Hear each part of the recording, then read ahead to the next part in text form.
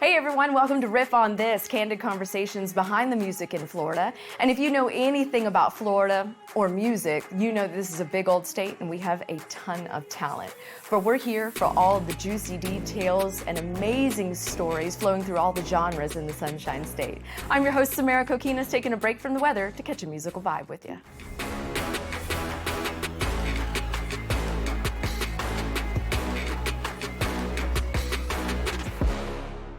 With me in this studio today for a special episode of Riff On This, I have a musician, a producer, and a nonprofit founder for Kids Rock the Nation. Welcome, Anthony Wild. Thank you. I'm so happy to be here. I'm so excited for you to be here. I can't tell you, so Paul Giorgio, who is one of our photographers here, he's been here for a long time. He said, hey, Samaras, you got to look at this story. This guy's got a great story. And when I watched the story, the Getting Results story that Matt and Paul did with you, I was truly astounded because you do amazing work. But then I thought, man, you had to have had a really interesting musical career. So that's what we're here for today, is to find out more about you and your music pathway. And then, of course, we're going to talk about his nonprofit, of course, because it's benefiting children. It's really, truly amazing. We're very fortunate. I think a lot of people are very, very happy that you're doing this thing. So let's get started with, how did you get into music, and then we'll move into your career a little bit. Well, ever since I can ever remember, kind of like anything as a child, I was always interested in music, and I always sang and whatnot, and was just like, I really excelled in that. And so when I was 5 years old, I got a shiny new drum set for Christmas. Oh, fun. Yes, my brother Andrew was a musician, and he had a band, and they were playing all over. And so he, helped me out with that and set up the drums and kind of got me going. And so I did that for a few years. Then as time went on, I kind of moved into singing because I realized I was a better singer than what I was a drummer. Well, I'm sure others appreciated that too, especially since you have a great voice. What kind of music really spoke to you? What genre? Blues. Definitely. I like you. I knew I was going to like you. That's one of my favorites. Blues, yeah. Why was it blues that really kind of took to you? Well, we had various artists like Luther Allison and Jimmy Reed and people like that were in Milwaukee, Wisconsin. And I used to listen to the radio, WLS out of Chicago, and they would have a lot of those artists, Muddy Water and whatnot. And I just really, really I loved it. I guess it speaks to the soul in that these are real things that are happening to folks, and they're singing and playing to that. So yeah, absolutely. You feel that music when the artist is singing or they're playing their flying V. I really love blues music just for that purpose, and the depth the voice goes into. Did you have any formal training to learn how to sing blues, or did you just take to it? Not really necessarily to sing blues. I have studied with different vocal coaches, though, Dr. Richard Martirano and various other, music teachers. I had maybe moving a little forward here, but a lot of music teachers. I was very, very fortunate to have great music teachers, and they just really had a profound impact on my life. That's wonderful. So you said, Wisconsin, and then you moved here to Florida. Yes, I came periodically with my mom and dad when I was a kid. They had come down first and got a house and whatnot. And I didn't always stay with them. I stayed with my brothers and sisters throughout my childhood and into my teen years. I lived in Duluth, Minnesota. When I was a senior in high school, I went to Duluth East. And that was very musical too. There was a music director called Mr. Mix there. And we did a ton of, I did a lot of choral work in my life. Okay. I did a lot of things at Disney when I was a kid. I was able to perform with Rock Hudson and various people, which was really exciting as a kid. Yeah, I'm sure it was. What was it about Florida that made you say, "Hey, you know what?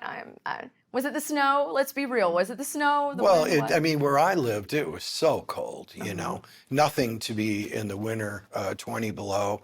And I experienced 60 below zero there. Now, it's not like that all the time, but it's certainly, you can get those days. And then after I had an opportunity to come down south, I was like, goodness, you know, because I'm kind of more like a summer kind of guy, you know, Yeah. instead of winter. I must admit, standing on a lake, ice fishing, or being in a ice fishing hut, it kind of wasn't my thing, you know. I think I'm with you on So, that. Because when you said ice fishing, you know, my brother lives up in New Hampshire, and I'm just like, no, yeah, I'm really, I'm not made for that. exactly. So I just decided that, you know, living down south, I think, is more for me. And as far as music, you know, there was a billion more opportunities here. So when you moved to the South, did you kind of take a little bit to Southern rock too? Did you kind of Somewhat. get into that? Yes, I did. I enjoyed that, Yeah. you know. Like the first record I recorded, you know, I started playing at about 11 with a band. It was more organized, you know. And then as time went on, when I was, it was like 14 or 15, we lived in Lady Lake during the winter when I was with my parents. And then I went to school in Leesburg, Florida. So then I had an opportunity. There was a Waxwing recording studio over there. And there was this Sherry Williams, this one gal that was in one of my choral classes, and she was recording.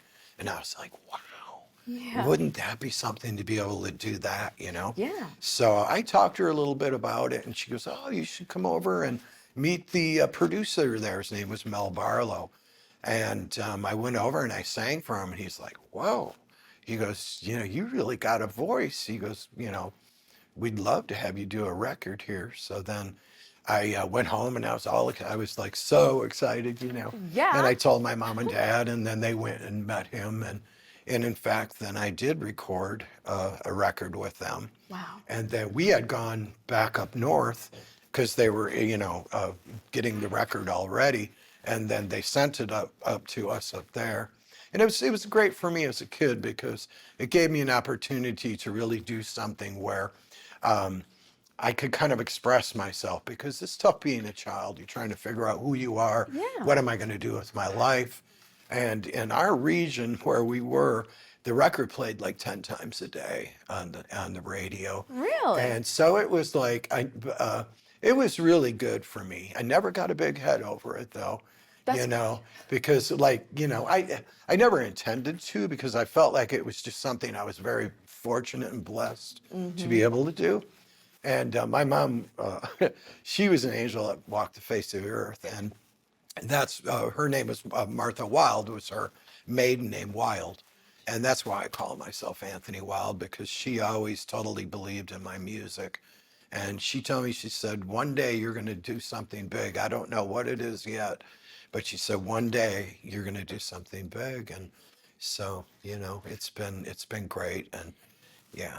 Yeah, I mean, you know, you have gone through your life, and you know, you got into your music career. You started working with different people over the years. What's one moment that really stood out to you as a musician, that you know, one of those performing moments where you thought, man, Well, this is what I need to be doing. I'm meant to be here. you know, well, when I came to Florida and I started working with the guys from Kingsnake, I got to work with Ronnie Bird Foster, Warren King, and you know, many of the guys there, Ace Moreland, and they're incredible bluesmen. They fortunately are not with us anymore. Bob Greenlee was the owner, and you know, produced tons of records there for Alligator Records in Chicago. So, but I was able to perform one night with Robbie Krieger from The Doors. And that was a really big moment. But even just working with them, Ronnie Bird Foster was one of the best drummers in the world. Hmm. And so I was able to play with some really, really great people, and Yeah. so And then, there's always those moments in your life where you find yourself taking a different path. And there was a very defining moment for you. yes, there was. Just, recap on what that was. If anybody caught the story with Matt Austin and Paul Giorgio, you may already know this answer, but for those who are listening or watching right now, tell us that defining moment when you went from when your musician career just kind of came to a screeching halt. Cancer. I was diagnosed with cancer. I was going to a doctor. I knew I was sick. I get kind of emotional about That's it. okay. I would But too. I mean, you've been through a lot. so I knew I was sick. I was very sick. I used to run 5 miles every day. And I was so tired. I was anemic because I was bleeding. And I went to a doctor, and unfortunately, at that time, I was a blues musician that did not have health insurance. And so he more or less was kind of not really doing any kind of workups on me or whatnot, anything substantial at all. And so time went on and time went on, and I kept going back to him, and it was the same kind of thing. So I made a decision in my mind that I was going to go in and I was going to confront him. And so I did, and he just looked at me and he said, well, he said, Anthony, you know, you're a musician, you don't really have a lot of money per se. He said, what is it that you think that anybody's going to do for you? That, I mean, for someone to say that to you during a time where you are suffering, your body is ailing, that has got to feel just like overwhelming. On top of the fact that, unfortunately, this situation that you were in, the lack of insurance because of your career, is some that many musicians find themselves in. Private insurance is really expensive to have, and you don't necessarily have the steady income all the time. That's correct. So what did you do after that? So that day, he said to me, he said, I do know a doctor that actually does research and in the area of where your problem is. And he said, I'm going to go and give him a call and see if he'll see you. And I mean, I was a wreck. I had tears rolling down my eyes, and I'm just praying. I'm like, God, please How have bad him was come the back. cancer at this point? Did they give you stages, or did he even not even Well, really bother to do that much? Let's just say this. He came back into the room and he said, Dr. Hearn will in fact see you today, but you got to go right now. And I thought, well, goodness, I'm not doing anything else now. And in my mind, I was like, I think I'm dying, And so I went over to his office and he was astounded. He was with me for about 4 or 5 minutes, and he said, what is going on? Why didn't he just send you to someone or send you to me? And I was like, well, this is my situation. And so we were both sitting down, and he kind of looked at the floor, and he looked at me, and he looked at the ceiling, and he said, Anthony, I don't know what it is about you, but something is coming over me to help you. He said, you need to be in the hospital today. We have to address this immediately. And so he said that he would, in fact, take me on. But what he had to do is he had to concur with his wife, Judy, because she was his business partner. Mm-hmm. So he opened the door and he hollered Judy, and here comes Judy. And he asked her to sit down, and he just said, Anthony's in a really, really bad spot, and I would love to help him. But I cannot do this, Judy, without, you concurring with me because you are my business partner. And she looked at me and she said, let's go for it. So he said, okay, I want you to go down to Halifax Hospital in Daytona and check yourself in. And if anybody asks any questions, you tell them Dr. Hearns taking care of it. Wow. So, if you don't mind me asking, how old were you? I was 41. 41 at the time. Wow. Yes. So from there, I'm sure you had some sort of relief. Absolutely. I mean, I went into the hospital and he said, first of all, let's do a biopsy. And so it was a Friday. They did the biopsy on Saturday morning. And then it took me the better part of that day. The next day I woke up, and I always played on Sunday. And in my mind, it was still kind of hard for me to grasp that they were going to like help me with all this, because it's just, my experience before that was, not very good with that. And so, with the other doctor. Yeah. And so I told the nurse, I said, you got to give me a good reason why I need to stay here, or I'm going to leave and I'm going to go, play a show. You have a gig at 4:30, you know what I mean? And so they were like, well, you can't leave. And so I said, well, then you need to, let me know why. So here comes this young girl. She probably, was just an intern doctor.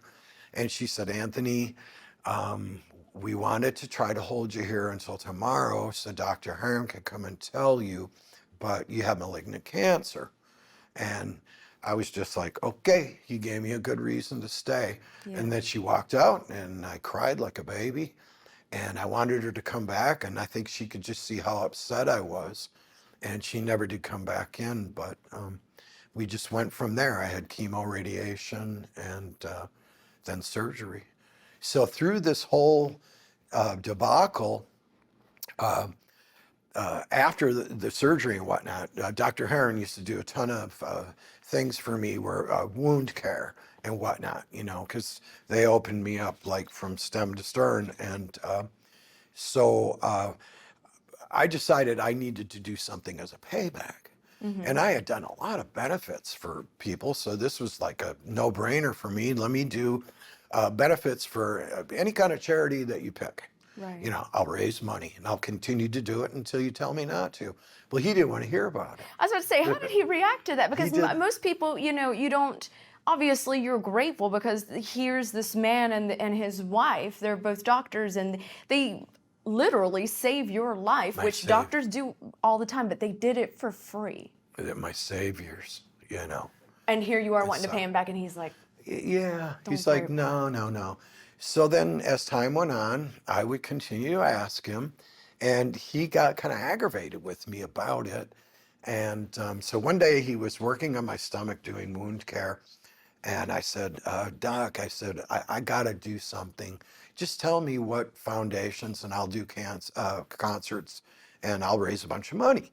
And he swung his head up and he said, Anthony, don't ever ask me that question again, ever. He said, you can ask me anything about your health, anything about anything else, that you're inquisitive about what's happening, with your care and your treatment. But he said, having said that, my wife and I would like you to go out and help children all over the United States. There's our payback. And that's when Kids Rock the Nation started in my mind. I started thinking about how I would do it. And that's what we did. So Kids Rock the Nation, I'm sure there are plenty of people that have heard of this foundation, but this is a very true nonprofit foundation. You don't take a salary. I don't. That's very rare to hear. No one on the board. Wow. Does. So 100% of the money or the equipment that people donate are going directly to children. Goes to the kids, goes to, well, we gift all over the United States. And I did with a group that I knew, the Mills family, we did do Guatemala as well. We did 5 guitars there. Wow. And we did the Philippines. I did, some ukuleles there. And did a gift also in Canada, which we'll probably do more of that too with Don Tyler Watson. Wow. So you actually gift children in need instruments to play. That's correct. And it's even here locally. You live in Palm Coast, I know this, Yeah, but we've gifted all over Florida, Jacksonville, big time. We go through the school systems. I found, as you do something, you have to figure out, okay, now, like, how am I going to perfect this? So what I did was I started working with the school systems. Because if someone's going to give you their hard-earned money, you must spend it correctly. yes. And I came from a town of 100 people, and it was a different world where we were. Oh, it is. I come from Honesty. 1,000 people and it's different. So 100, I Honesty, can really, everybody knows everybody who know. knows everybody. I mean, I was kind of a greenhorn. I mean, I didn't even realize that people didn't like each other for no particular reason until I was like in high school. We just all got along. It was Right. like a brotherhood and a sisterhood. Wow. We all looked out for each other. Wow. So, but So now that, starting this kind of foundation, I'm sure had its, moments where you were just like, how am I even going to do this? But now you're in full swing. I mean, you've done some really incredible things with this foundation. You mentioned to me when we were speaking about it that you've had people donate, items that they've signed, like George Thorogood, right? oh yeah. And then you Steven auction. Tyler, Carlos Santana, a myriad of A-list Yeah. stars. So when all this is happening over the years, how is this making you feel as far as paying your doctor back?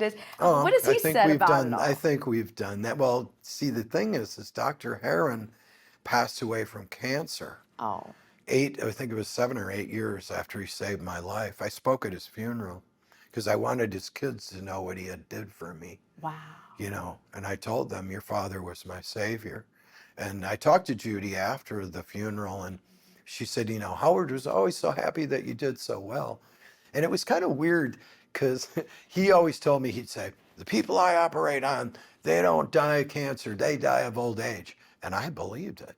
Yeah. So I got to the point where I was like, hey, I'm going to be okay, And so then I just went about this mission. And it's kind of like a mission from God, really. It's like I feel like I was put on a new path to do this. And I mean, in 2021, the Grammys supported us. I've had things that have occurred that have been incredible. And They flew a flag for you. in Washington, D.C., yes, Congress did. That's amazing. At the Capitol. Wow. So we've won a lot of awards. I don't really get too caught up in that because there's just so much more work to do. Those were very nice things. Of course. And I'm like, when the flag came to the house, I was expecting some other stuff, and then I'm like, well, what is this?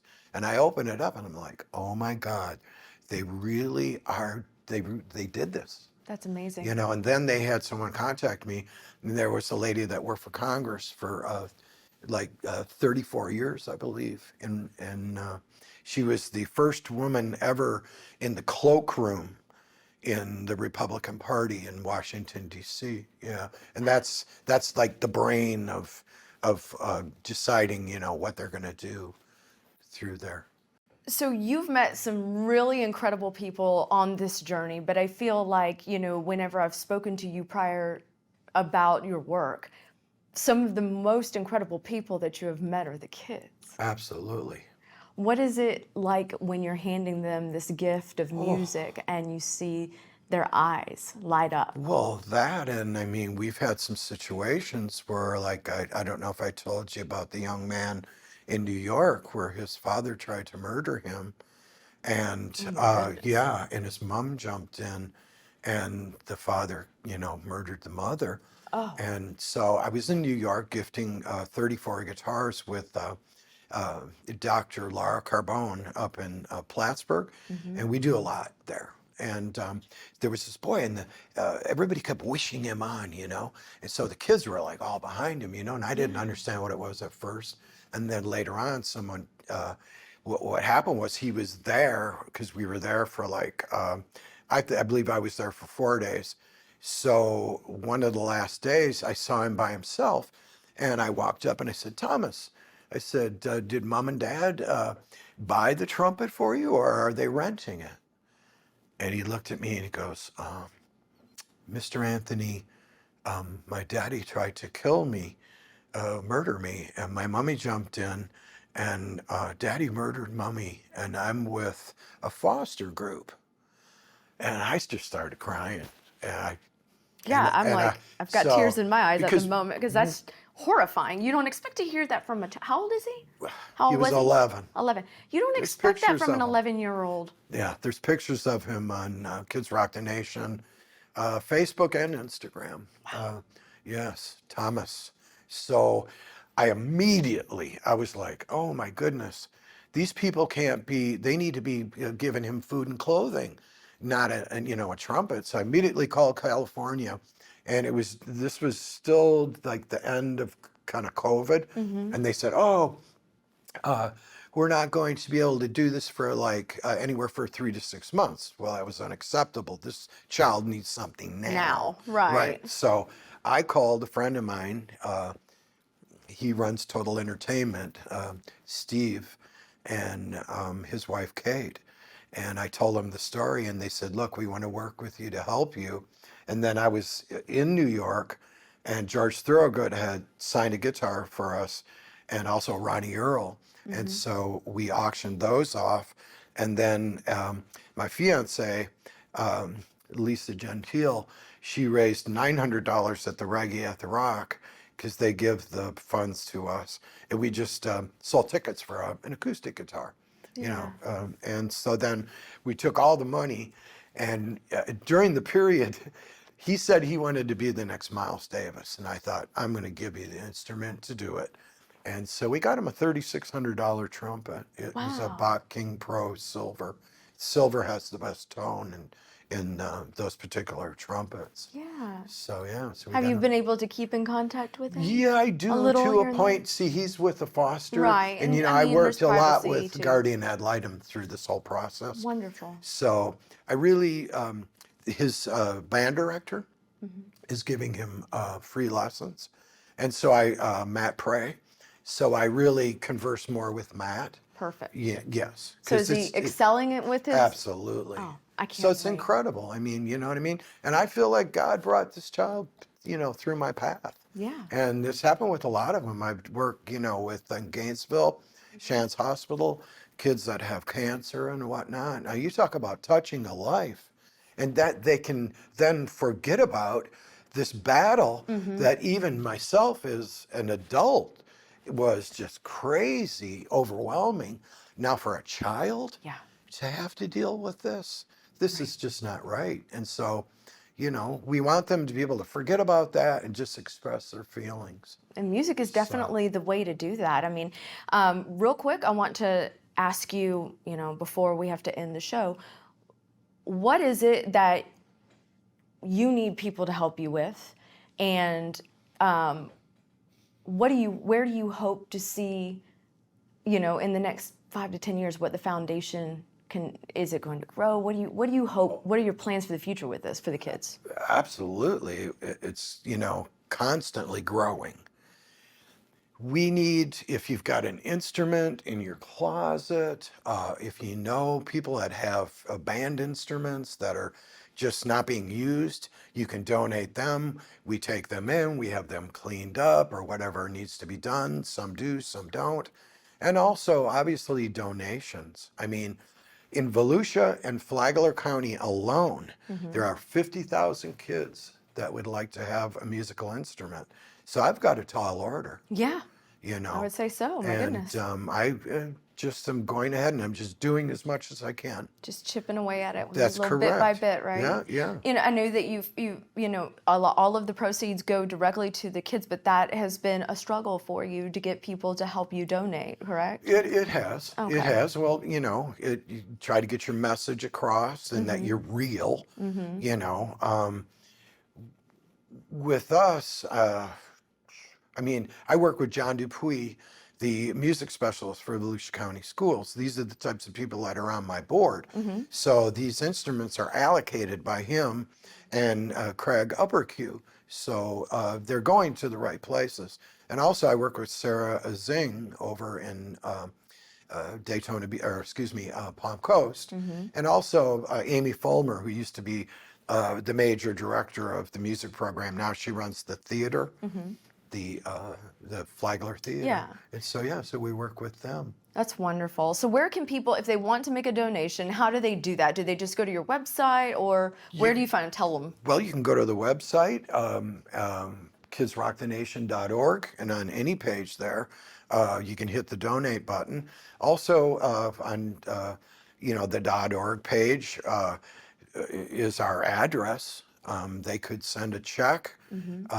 Sometimes that's actually a better thing, because when you go through these sites at different times, it takes time to get the money or whatnot. Well, what if they have an instrument they'd like to donate? How do they call you directly, or they can call me directly. They can call me at 386-338-4857, and we typically, I have people calling me from California. They don't know it's 10 o'clock at night.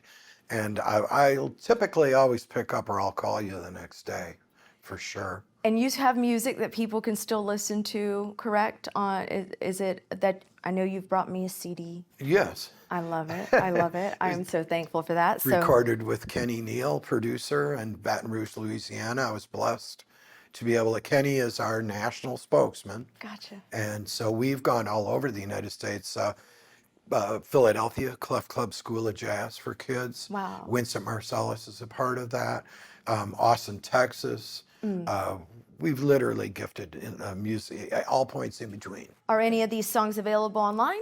You can go to YouTube, or you can go and buy the CD at any one of your favorite streaming outfits. Okay, and you just search Anthony Wilde, It's all over the W-I-L-D-E, world. right? Yeah, yes, W-I-L-D. All right. Yes. Well, that's going to do it for this episode of Riff On This. I can't tell you how much of a pleasure it has been to sit with you and to talk about your career and all the great things that you've been doing.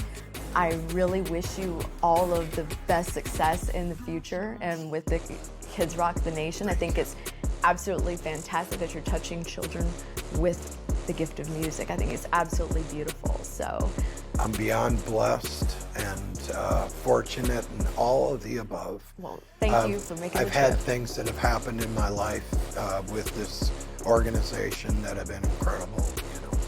Well, we love to see it, and we are here to help you. Thank you so much for joining us on this episode of Riff On This. Be sure to stay locked in tight. I'll have another episode coming to you soon. Thanks for listening to Riff On This. A huge thank you to our special guest, blues singer and founder of Kids Rock the Nation, Anthony Wilde. Be sure to follow him on Instagram by searching bluesman9244, or find him on Facebook under Anthony Wilde. And don't forget, you can link me on my social media too. Just search Samara Kokinas News 6 on Facebook and Twitter. On Instagram, search Samara Kokinas. Before we go, a huge thank you to our behind-the-scenes production team, Derek Mosier, Ryan Haley, Chris Flora, and Joe Brennan. And please take some time to rate and review us on Apple Podcasts and Spotify. Don't forget, sharing is caring, so tell a friend about us too. You can find videos of all of our podcast episodes on clickorlando.com/riffonthis. Until next time, friends.